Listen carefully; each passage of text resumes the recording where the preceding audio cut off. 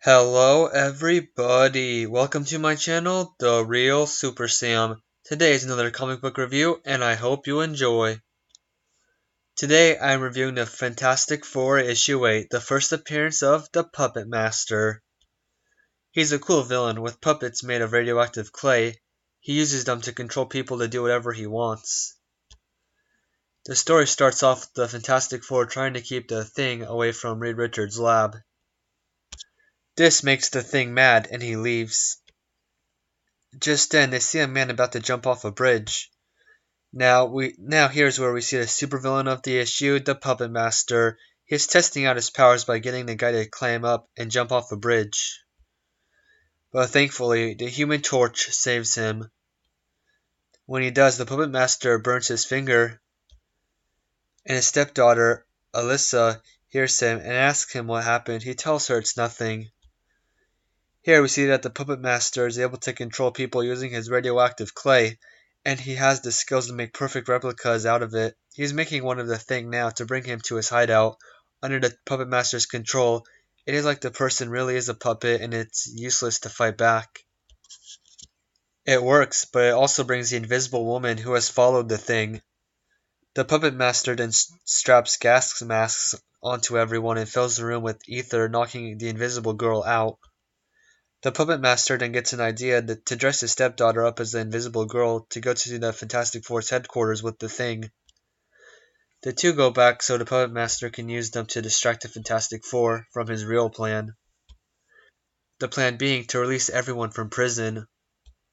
The Thing returns to the Baxter building and attacks the Fantastic Four. Mr. Fantastic leads him to smash into a bunch of vials that turn him back into Ben Grimm, releasing him from the Puppet Master's control. Ben then explains everything. They then go back after the Puppet Master and thanks to the Invisible Girl find his hideout. There they fight a giant robot, which they break in one punch. This tends to be a reoccurring thing. The Puppet Master then flies away on a horse, which is weird that he can make fly, maybe even anything fly. They don't seem to imply it's a robot either. But anyway, the Puppet Master flies away as the Fantastic Four go to stop the breakout. The criminals are holding a hostage and the Torch flies in and saves the warden.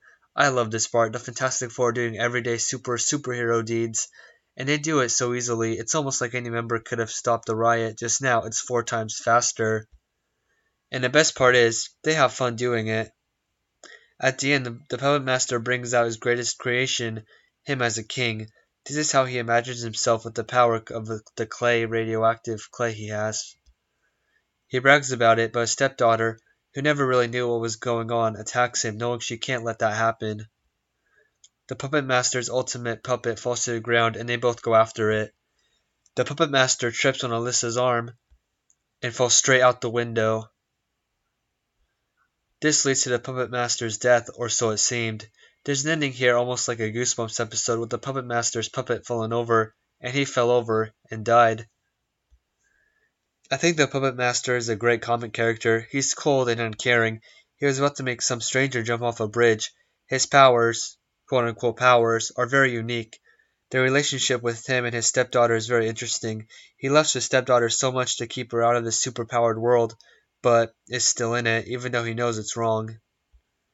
And later in the comics, it's revealed how much he cares for Alyssa, and he loves her like his own daughter, and even does dangerous stuff for her. I'll review those comics someday eventually. Also, the Puppet Master's design isn't that noticeable or cool either, except his freakishly big grin he always has on. Like in this shot, he seems like a creeper. And the Fantastic Four here are great. Their powers are used creatively, and they are written and drawn to be having fun. This comic gets a 10 out of 10. It was truly a standout issue for the early Fantastic Four. It introduced the Thing's girlfriend, his stepfather, her stepfather, who is also one of their top 10 enemies. And in my opinion, this is where Stan Lee finally got the formula down to writing the Fantastic Four perfectly. I have hit 75 subscribers on this channel, everybody. Thank you all so much. I can't believe it. I hope you all enjoy my reviews. Anyway, please remember to comment your thoughts down below and subscribe if you want more content. And like always, bye guys, and have a good day.